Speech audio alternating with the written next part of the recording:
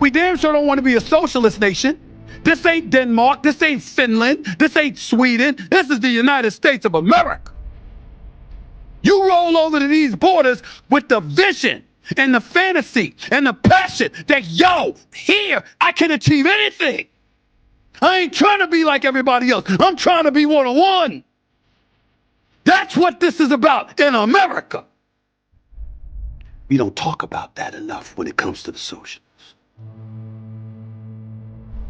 Because they're convincing folks that rather than individuals being a problem, rather than lobbyists being a problem, they're trying to convince you America's a problem, while their asses are over here profiting from the American system. And the Democrats, with their spineless, weak, feckled selves, are allowing it to happen. Disrespect. But do we really think that Zohran Mamdani was the most qualified candidate to be mayor of New York City? Come on now, we know better. If the Democratic Party becomes the likes of Zohran Mamdani, who, by the way, I like, not trying to throw any shade on him or anything like that, but if the Democratic Party becomes him, you have no chance. You have no chance. Israel is not a place. It is not a country. It's an idea. Bill Maher and Stephen A. Smith went all in on Zohran Mamdani, calling him a complete flop and arguing that his policies would take the country in a dangerous direction. They also argued that if the socialist wing of the Democratic Party doesn't return to what they consider common sense, the economy could end up in serious trouble. And the craziest part is that Bill Maher confirmed he won't be supporting the left anymore. Trust me, you don't want to miss a single part of this. Hit that like and subscribe button, and let's get right into it. I mean, you get some Democrats. Democrats are cowardly. Yeah. They're cowardly. Their party is being taken over now by, every day I hear about a new, very radical. I feel very good about, like 10 whenever years ago, like I did lose fans because, I wasn't going to go along with some of this crazy stuff on the left, too. I didn't change really on what I thought about the right, but just, I can't sit and just not notice stuff, which people seem to want to do because it's all about my team or your team. But yeah, there's some crazy stuff, when we're cheering for the Intifada, I'm out. Well, I don't know if you saw Jay Clayton. You told J.D. Vance you're open, your vote is up for grabs. Yes, my vote is in play because it can't be Trump running. Mm-hmm. So I'm not living in communist America. I mean, I know the talking point is that, well, it's not communism, it's socialism. Okay, I've read the quotes from the DSA platform, from their own mouths. Don't tell me I'm not seeing what I am seeing. And DSA, again, they say things like, takeover of key industries, government. That's communism. There is a definition. By the way, Trump's doing that too. Of course. Yes. And to a degree that we haven't seen any other president, Democrat or Republican, do. Great. That's crazy too. He's got a piece of intel. Right. A piece of the AI companies. He treats everything like it's a real estate deal. And so many people criticize Bill Maher because he speaks what he believes is the truth. In his view, no matter what you say, many on the left don't want to hear anything that goes against a narrative coming from their own side. And according to Maher, the left wasn't always like this. He argues that things only started to change after the rise of modern social justice politics. Ladies and gentlemen, let me be very, very clear.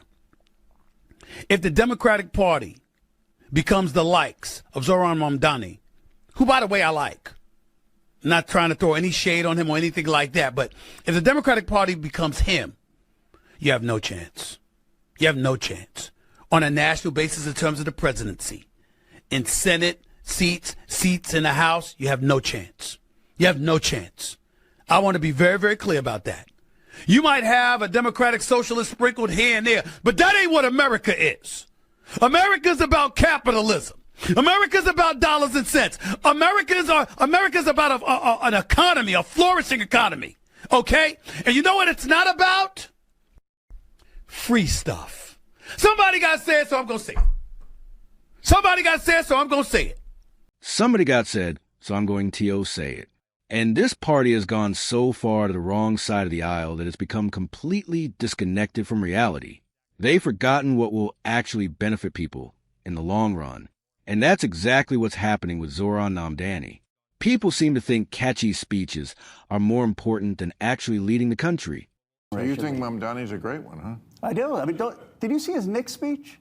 I mean, anyone not the who's issue that most concerned me. I don't it's need... worth a watch because the speech was not just about the Knicks. First of all, he recites every Knicks player. I mean, I couldn't do that about the 49ers. Who gives a shit about the Knicks? He's the mayor of New York. Well, yeah, but he talks about how it's actually bringing people together. Trump voters, Mamdani voters, how it's overcoming the odds. And he took a speech that was just about celebrating a championship, and he made something bigger about it. He's a talented Okay. Well, it doesn't kid. make me forget that his wife loved October 7th attack on Israel, and that he pals around with terrorists. No, come on. Have you had him on the show? We ask people like that, Ro. They never come. I'll talk to him. I think I he would should love come. that. I think he should too. Yeah, I mean, I think if you come, you have a I do conversation. too. You have I a would love to conversation. talk to him. He's a smart guy, and I think you would find. I'm not saying he's not a smart guy. He went to the White House. Yeah, I mean, he took. He I played know. Trump like a fiddle. He went there, but he can't come here. Yeah. He should come here. He should come here. Oh, so should AOC? So should all of the Democrats. No, they should come. You don't bite. You're fine. I voted for them, not him. But I mean, He needs Trump's money, though, and he doesn't need your money here, unfortunately. And what is crazy is that Zohran Mamdani openly embraces policies that many critics describe as socialist or even communist in nature. Yet, it is not clear how those ideas would actually help the people he claims to represent. Because when you look at where a lot of the wealth and political influence is concentrated, many of the richest donors and supporters are already connected to the Democratic Party. 10% pay 72% of all federal income taxes, and the bottom half, 3%. The Democratic Socialists talk about socialism like we don't already have a lot.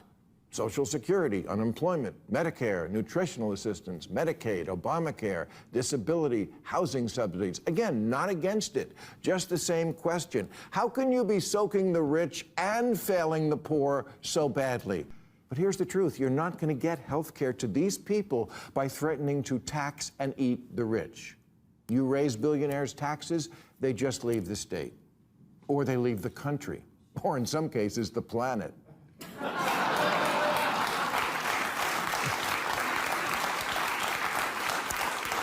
I kid Elon, but he had a good idea recently that might be apropos here. During the recent government shutdown, he volunteered to pay all the TSA workers himself, with couch money. That's how super rich our super rich are. They can single-handedly fund entire government programs. Okay, so let's make that a thing. The Adopt a Cause Challenge for billionaires.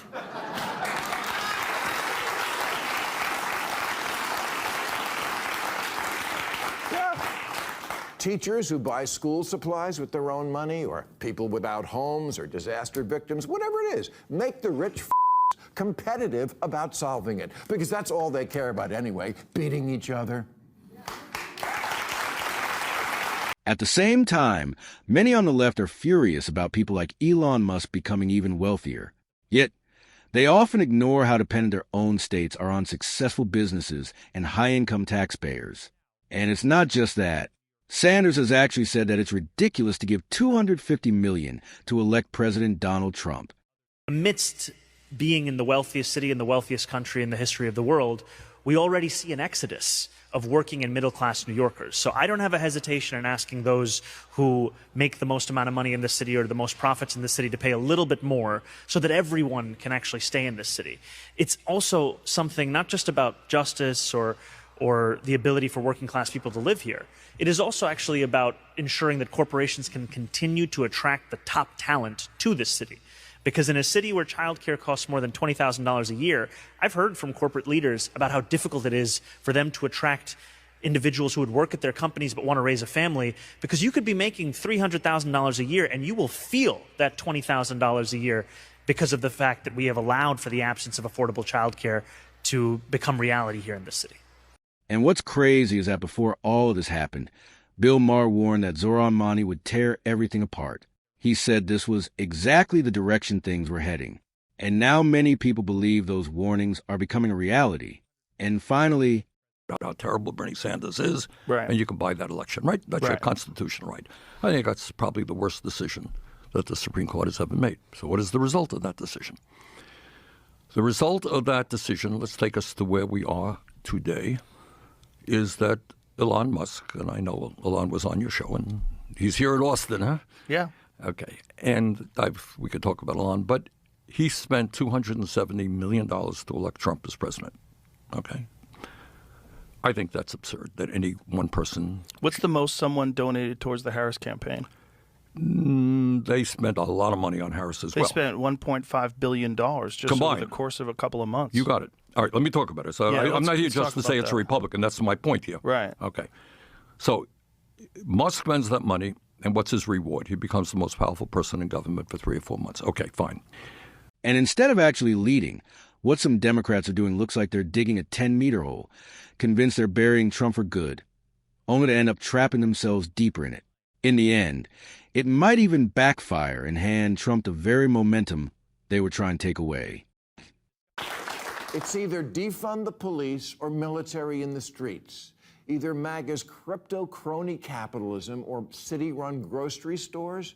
No, I don't want that. I want a Democrat who reassures me if you like your Whole Foods, you can keep your Whole Foods.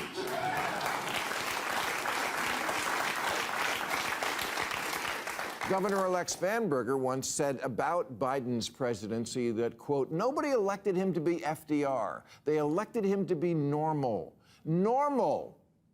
You know, at this year's DSA convention, or as it's commonly known, Comic-Con, get this, you had to submit a photo of a negative COVID test to get in 2025. Yeah, no one wants to do that shit again.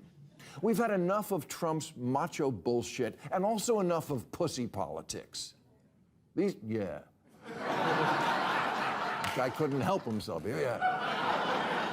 These Democratic socialists at another of their conventions, they were told to make jazz hands instead of clapping, lest some delegates suffer sensory overload. And trust me, this leadership doesn't understand what true leadership actually looks like.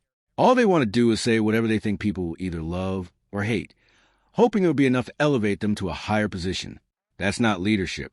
That's politics. I think that to boil this down to just insurgent versus establishment overlooks what many of these people are running on. They're simply beyond insurgency here. I mean, you got people out there winning a primaries that want to abolish borders, abolish IC, abolish prisons, abolish the police, abolish the United States Senate. This is well outside the bounds of normal political discourse, and it's all happening, in the Democratic Party. I don't think the Democratic Party leadership understands they've already been overwhelmed, and it's just a matter of time before these views become the mainstream platform, and that's what they're going to end up running on in 2028 as well. Okay, that was far-left Congresswoman Ilhan Omar, claiming the Justice Department and Congress probing her sudden skyrocketing wealth to $30 million in just 1 year, that they have a problem with her living the American dream. You heard her say the goddamn United States of America. We got new questions on where she and her husband got. And finally, New World Democrats must recognize that Zohran Mamdani is the future of the party. Unfortunately, it's the Republican Party. Get it? And if you missed his victory speech in last week's mayoral election in New York, don't worry. You'll see it in every attack ad for the next 2 years.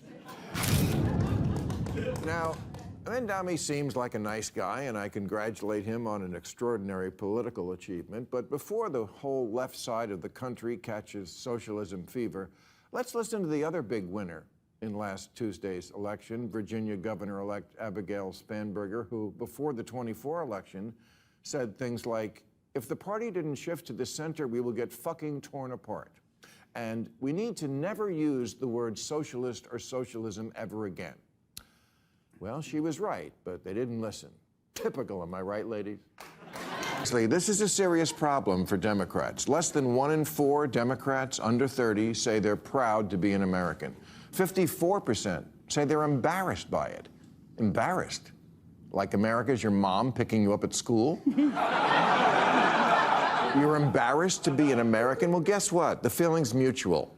because you have no perspective. Is America perfect? No, of course not. No country is. Although don't get Tucker Carlson started on Russia. Globalize the intifada is the catchphrase that's really catching on these days, as if worldwide suicide bombing and cosplaying Islamic revolutionaries is the answer to our problems. At an AOC Bernie Sanders rally in Idaho last month, someone threw a Palestinian flag over an American flag, and the crowd erupted in approval. What should have happened after that is one of the adults on stage should have told their young, loyal followers, this is not a symbol of freedom. This is.